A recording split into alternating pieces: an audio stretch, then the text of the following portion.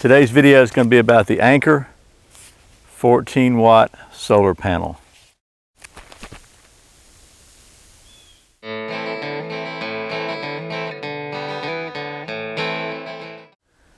My name is Brian and you're watching Survival on Purpose. Okay, welcome back to Survival on Purpose. Thanks for joining me. Today, as I said, this video is going to be about the Anker 14-watt solar panel and solar panel slash charger actually. And it's really very nice product, very simple, nothing fancy or complicated about it. And I'm going to try to step back here. You can see this actually is comprised of 4 panels, pretty big, so kind of hard for me to get a good close-up in here, but 4 panels. And each panel is about 7 by 11 inches, about the size of a sheet of notebook paper basically. The output on this panel is 5 volts, 2 amps. It's not very big. As you can see, it folds up to like 11 inches, 11 inches by 6.9 inches, by about an inch thick. And it weighs somewhere in the neighborhood of 27.9 ounces, somewhere in the neighborhood. That's pretty close, but you know, not quite 2 pounds, pound and a half, something like that. And the open dimensions on this thing, when it's fully open, are around 35 inches by 11.5 inches. And you can see it's got some grommet holes on each corner, so you can hang it on your pack or hang it on a tree or hang it or whatever you need to do. The other part of this thing, really, it's just the solar panels, and it's got a little controller inside here that's real simple. It's got 2 USB connections, and that's it. And this has what is known as PowerIQ. That's what Anker calls it, PowerIQ technology. So what that means, if you've ever used a solar device, or tried to use a solar device to charge a smartphone like an iPhone or an Android phone or whatever, they have different power requirements. And if the power requirements are typically not correct because of the sun's fluctuations in the solar energy the panels are getting or whatever, they just won't charge at all. That's why a lot of times you can use a battery pack, charge a battery pack, and get a solid charge on a phone where you can't necessarily straight from a solar. So Anker has what's called PowerIQ. It actually recognizes your phone, what the power requirements are of your phone, and it modulates and adjusts the output accordingly. So it'll charge your phone a lot of times when maybe some other solar devices won't. The solar panels themselves, I'm going to show you those. They're not like solid shiny glass or like you might see. They have like a coating on them, and it is actually, they're faced with, it's called industrial grade PET plastic, and then they're bound together with this heavy duty canvas, so it's really solid, really weather resistant, just super tough. I mean, it folds up very, again, size of paper. It's got a Velcro closure here, seal it up and toss it in your pack or your bag or whatever. It really, very well thought out, simple design. I like simple. Simple's good. This is compatible with all Apple and Android phones, some tablets, including the Nexus 7 actually, and several other USB charged devices. It is not compatible with some older iPod Nanos, iPod Classics, and maybe some other GPS type devices. It really just depends on the device. You have to just check with Anker's website if you got a question about your device. There's just so many different ones. But it's going to work basically with all the more popular recently released devices. I know I have an iPhone 4, which is pretty old technology for an iPhone. It works fine with that. I've got an iPad 1, believe it or not. Yep, sure do. And it works fine with that. I'm going to show you that in just a minute.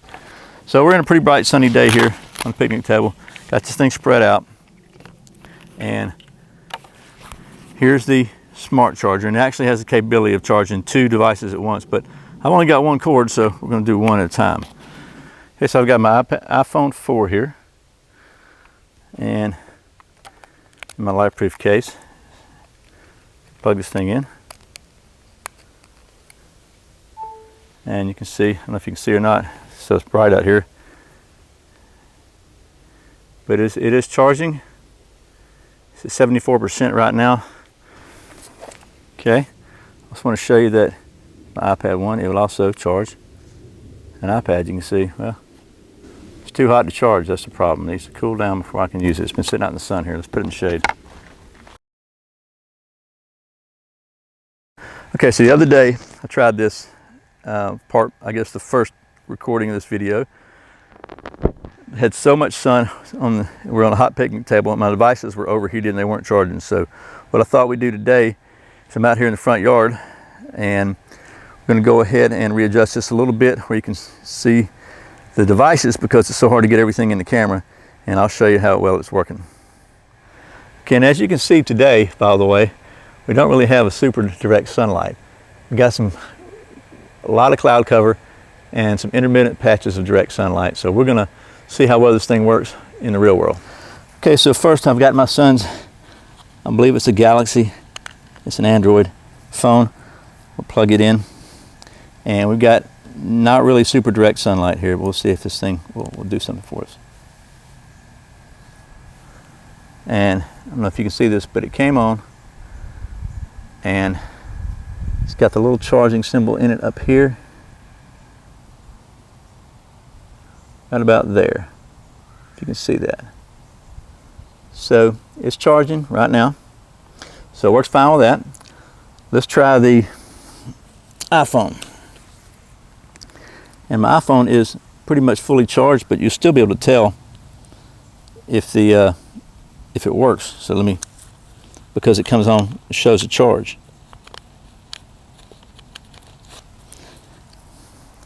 So here's the iPhone. You can see that it's off right now. And as soon as I plug it in, it comes on with a little green thing in there. It shows that it is charging, even though it really doesn't need a charge right now. If you look again at the top corner up here, you can see that it's got the little lightning bolt showing it's charging.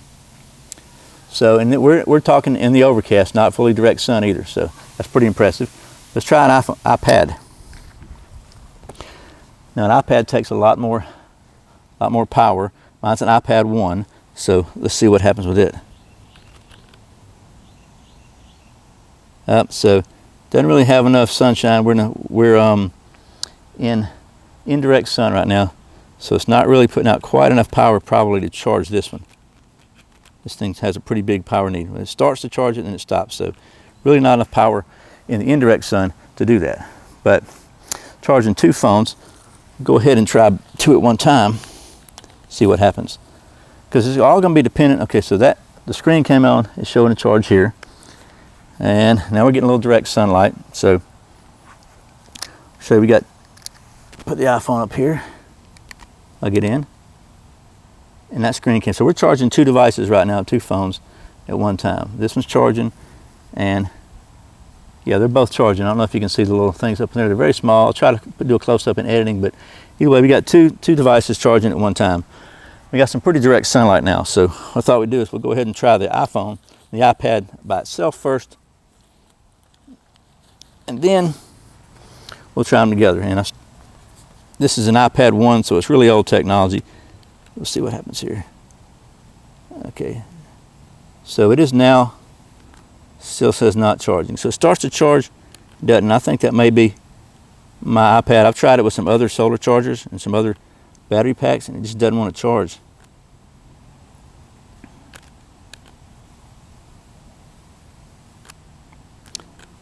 So now it looks like it's taken. It's kind of finicky, and it has been, this iPad has been kind of finicky. Looks like it's charging now, and it is still charging now. As you can see, it's got the little arrow up here. I don't know if you can see that again, but it's still charging. So we got a good strong sunshine now. I think that's what it took for it to charge. So we're gonna let this charge here, and I'll put the iPhone back in and see if it'll charge them both at the same time. That's a pretty big draw of power, actually. The iPhone is charging, and the iPad is still charging too. So we got some really full direct sunlight here, and now we're able to charge both an iPhone 4. This is a straight iPhone 4, not a 4S, and an iPad 1, which is, this is the first generation iPad, and this is still a few generations to go on the iPhone, but they're both charging. They both got the little electrical lightning bolt sign on them showing they're charging. So I'd say that's pretty impressive, just straight from a solar panel that you can carry in your pack with you. Okay, so that was a little performance review of the Anker solar panel. Appreciate your patience with the change of venue. When I started doing this video, I was at a state park on a picnic table, and I thought the solar device wasn't putting out power, but it's actually my devices were overheating. Started getting warnings on my devices, so it just wasn't working, so I thought I'd wait. We're home now. As you saw, the sky's kind of overcast and partially overcast, and sorry for the dog barking, but the thing performed very well. It was able to charge both two devices at the same time. A little bit of an issue with my iPad, but I think that was the iPad itself. As you saw, it finally started charging. So it works very good. Did a great job on performance. And let me just go over just a brief recap of what I like about this thing. First of all, I like the fact that it's really, really simple. There's no learning curve whatsoever. You don't have to worry about any dials, switches, lights, or anything else. You just set it in the sun, you plug into one of these two outlets, and you charge your stuff. Really simple. Weather resistant. It's got this really heavy duty canvas cover. It's got these grommets here. There's 4 of them. You can hang it up. They're big enough to take a carabiner. They're big enough to take a medium-sized rope. That's all really good. I like the fact that it has the PowerIQ so that it adjusts the power output to your smartphone or your device. If you've ever tried to charge a smartphone device with a regular charger of a lot of different kinds, you know that they require very specific power input. A lot of them do, and they're not necessarily the same. So if you don't have the correct power input to them, or an intermittent power input like you're probably going to get from solar because of clouds or whatever, then you are not going to get the best charge. So this takes care of that. It recognizes your device and gives it the right amount of power, a constant power. So I think that's pretty cool. Other than that, the only other thing I'll say is it might be a good idea if you're really interested in some solar options to get one of their battery packs. Anker makes some really good external battery packs. You can charge them with the solar and you have power at night if you need it, if you run out at night or whatever and you haven't taken the time to charge your device during the day with solar.